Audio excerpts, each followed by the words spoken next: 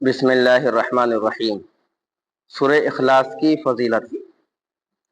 حضرت ابو درداء رضی اللہ عنہ روایت کرتے ہیں کہ رسول اللہ صلی اللہ علیہ وسلم نے ارشاد فرمایا، کیا تم میں سے کوئی شخص اس بات سے عاجز ہے کہ رات میں تہائی قرآن پڑھ لیا کرے؟ تو صحابہ نے عرض کیا، رسول اللہ، ایک رات میں کون تہائی قرآن پڑھ سکتا ہے؟ تو اللہ کے رسول صلی اللہ علیہ وسلم نے ارشاد فرمایا کہ سورہ اخلاص پڑھا کرو، یہ تو تہائی قرآن کے برابر ہے۔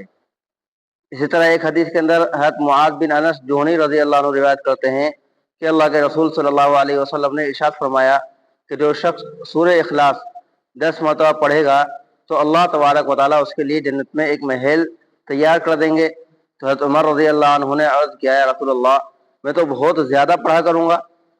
تو رسول اللہ صلی اللہ علیہ وسلم نے ارشاد فرمایا پھر اللہ تبارک و تعالیٰ بھی بہت زیادہ دینے والے ہیں۔ اسی طرح ایک حدیث کے اندر حضرت عائشہ رضی اللہ عنہ روایت کرتی ہیں کہ رسول اللہ صلی اللہ علیہ وسلم نے ایک صحابی کو ایک لشکر کا امیر بنا کر بھیجا۔ جب بھی وہ اپنے لشکر کو نماز پڑھاتے تو جو بھی سورت پڑھتے اس کے بعد سورہ اخلاص قل هو اللہ احد پڑھتے۔ تو جب وہ لشکر واپس آیا تو صحابہ نے اللہ کے رسول صلی اللہ علیہ وسلم سے ارشاد فرمایا کہ ہمارے جو امیر تھے وہ ہر سورت کے بعد سورہ اخلاص یعنی قل هو اللہ احد نماز کے اندر پڑھایا کرتے۔ تو رسول اللہ صلی اللہ علیہ وسلم نے ارشاد فرمایا کہ ان سے پوچھو کہ وہ ایسا کیوں کرتے؟ تو صحابی نے عرض کیا کہ اس میں اللہ کی وحدانیت بیان کی گئی ہے اور مجھے اللہ سے محبت ہے۔ تو رسول اللہ صلی اللہ علیہ وسلم نے بھی ارشاد فرمایا کہ جسے اللہ سے محبت ہے اللہ کو بھی اس سے محبت ہے، یعنی سورہ اخلاص اس طرح پڑھنا بھی کوئی حرج نہیں، بلکہ جتنا زیادہ سورہ اخلاص پڑھا جائے اتنا زیادہ بہتر ہے۔ اسی طرح یہ مختصر عمل ہے، اس کا ثواب زیادہ ہے۔